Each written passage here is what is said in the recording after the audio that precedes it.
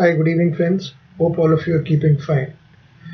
So in this video we will be talking about income tax, especially it's a time year end, people are rushing towards filing their tax returns.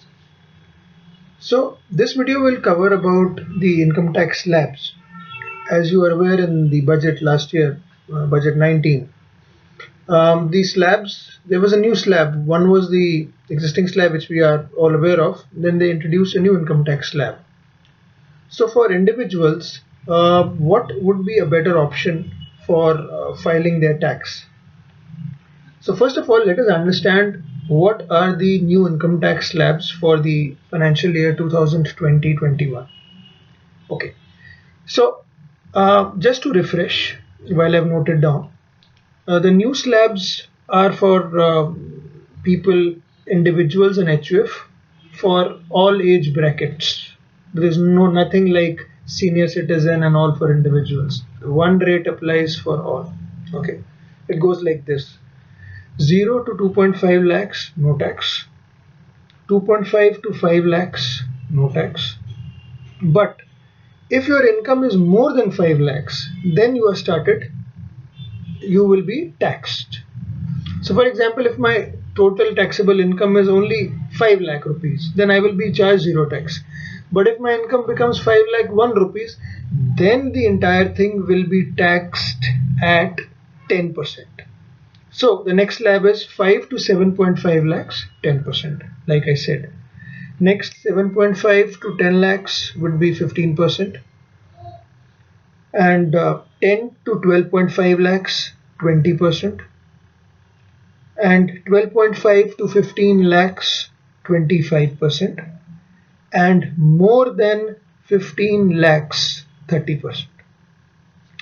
So they have done lots and lots of sub bracketing, difficult to remember only.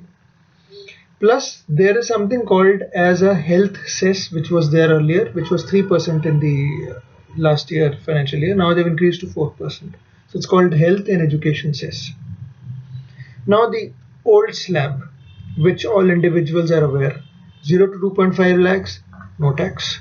2.5 to 5 lakhs, 5%. 5 to 10 lakhs, 20% flat. And more than 10 lakhs, 30%.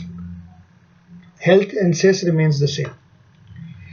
Now, if you are an individual, salaried employed, naukri peshe wale, so then you will be asking me which one should I apply. So firstly, before we go into that, we need to understand two things. One, what is your overall income, taxable income?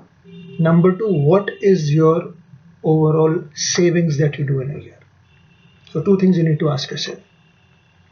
Okay, now if you have no savings, that means jitna aapne kamaya you spent it, then obviously new slab would be better. But here the calculation is your income should be less than or equal to 15 lakhs. But if your income is already very high, and then obviously new tax regime, which I've said, will not work. It'll be expensive in the new tax regime. So key pointers are: number one, the fact that new tax is better, new tax slabs are better if your income is less than 15 lakhs. Old is better if you are basically a high income bracket person. And new is better if you have no agenda of saving, like the Americans. Every money you have, you blow it up and have no savings, then new tax is better. Okay. Now, the point is, in the new scheme, there are also no savings possible or deductions like in the old scheme. Like, you remember section 80C, 1.5 lakh and some things like that, the deductions which you get. Here you don't get any deductions. Okay. So now I've taken a simple example. 12 lakhs is, if your income is, let's say, less than 12 lakhs, or for any purpose up to 12 lakhs, then in the new schemes of things, new tax slab, your liability will be lower. but in the old scheme of things, unless you have a good amount of savings, maybe close to 2 lakhs, you will not be getting the benefit, or you will be already in the higher tax in the old schemes of things. So new is better if income is less and you don't want to save anything. Old is better if income is more and you have to save everything, right? So the moral of the story is, if you are a typical person who has no agenda of saving, go for new. But if you are the typical family man with children who have education, tuition fees, you have a wealth plan, then you have life insurance premium which you're paying, EMIs which you're paying, buying a home loan, education loan, blah blah blah, any kind of other things. So then the old regime would be better, right? Now, before I conclude, one important thing is, for the HNI segments in the individual category, the surcharge is very important, which they need to understand. In the new regime, the surcharge is 10% if income is more than 50 lakhs and up to 1 crore. And if it is more than 1 crore, it becomes 15%. If it is more than 2 crores, it becomes 25%. If it is more than 5 crores, it becomes 37%. So very high taxation in case of surcharge in the new scheme.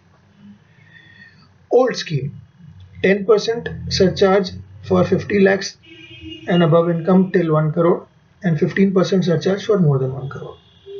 So you can do your own cost benefit analysis, all of you are intelligent enough to do that.